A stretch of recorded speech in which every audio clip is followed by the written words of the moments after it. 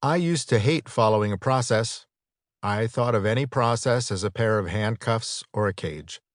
If someone suggested I follow a process, I'd shrug it off, telling myself it was a bad process, or it wouldn't work for me, or, if I gave it a chance, something terrible would happen.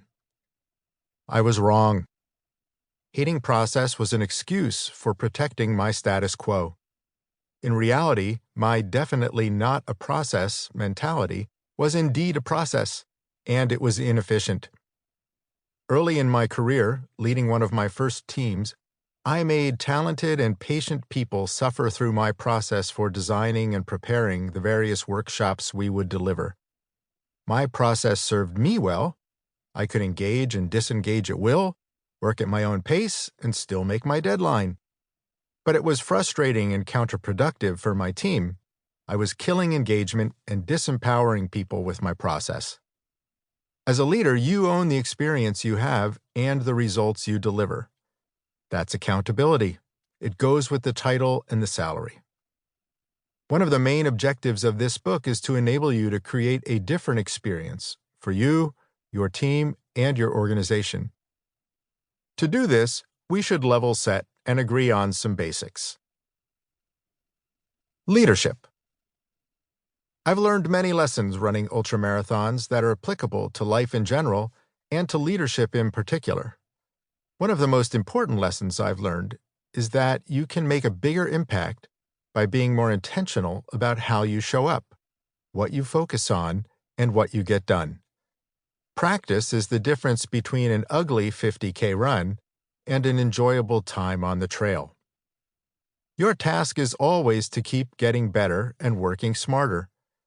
Every meeting you're in, every conversation you have, there's an opportunity to accept responsibility, to step in and create the next normal for yourself and others. What you say and do, or don't say and don't do, in those moments reflects whether or not you've decided to step into that leadership void. Leadership is a choice. It takes courage. When you choose to lead, you are choosing to create something. When you choose to lead, you're disrupting the status quo. When you choose to lead, you're stepping into the unknown. Managing is getting people to do things that are knowable. Leading gets people to join you in creating something different, a new experience, a bigger result, a next normal. Why don't more people step in? The simple answer is an abundance of comfort and a scarcity of courage. In Leading Change, business and management thought leader John Kotter writes, "Leadership creates organizations or adapts them to significantly changing circumstances.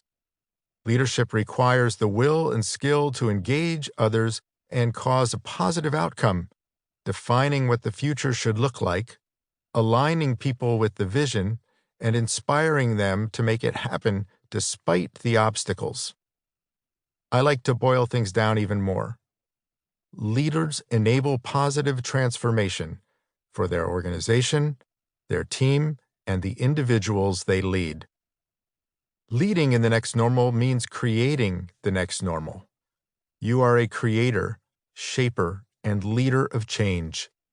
What will your organization need to look like and be capable of in order to create even more value in the next normal? What does each person need in order to shape their work and achieve their best results? Leadership is a creative act that requires courage. Taking on the mantle of change leader and creating the next normal means you're signing up for all that goes with it.